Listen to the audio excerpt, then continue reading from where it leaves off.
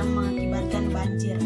Salah satu contoh kasus yang saya ambil di Kota Ambon yaitu banjir yang terjadi pada tanggal 3 Oktober 2020 di Kota Ambon yang terjadi dikarenakan hujan deras. Diperkirakan 5 jam itu mengakibatkan banjir di Kota Ambon kira-kira 2 meter.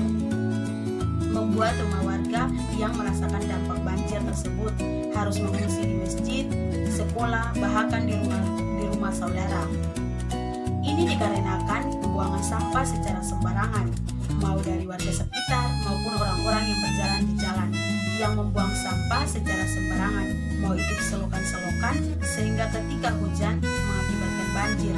Sehingga harus ada kesadaran bagi kita semua, baik warga maupun orang-orang yang berkunjung untuk menertibkan sampah-sampah yang dibawa, mulai dari sampah makanan, minuman seperti gelas aqua, ataupun sampah-sampah plastik lainnya, agar tidak terjadi banjir lagi di kemudian hari. Jika masalah ini dibiarkan di kemudian hari, akan mengakibatkan masalah yang serius.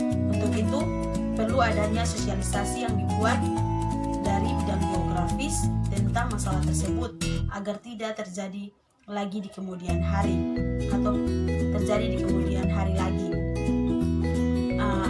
Ada juga alat alternatif yang saya temukan.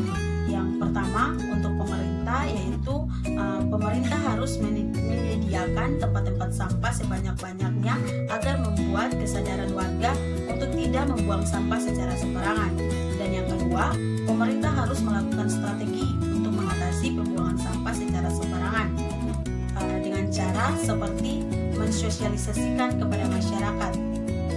Dan alat alternatif untuk masyarakat sendiri yaitu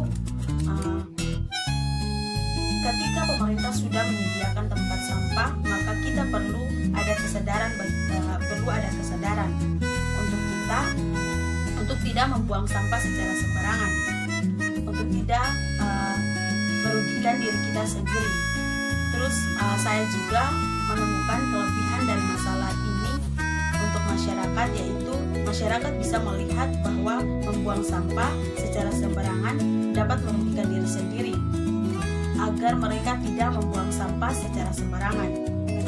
Kekurangan dari masalah tersebut yaitu masyarakat masih belum semuanya bisa menertibkan diri untuk tidak membuang sampah secara sembarangan. Walaupun kita tahu bahwa bencana tersebut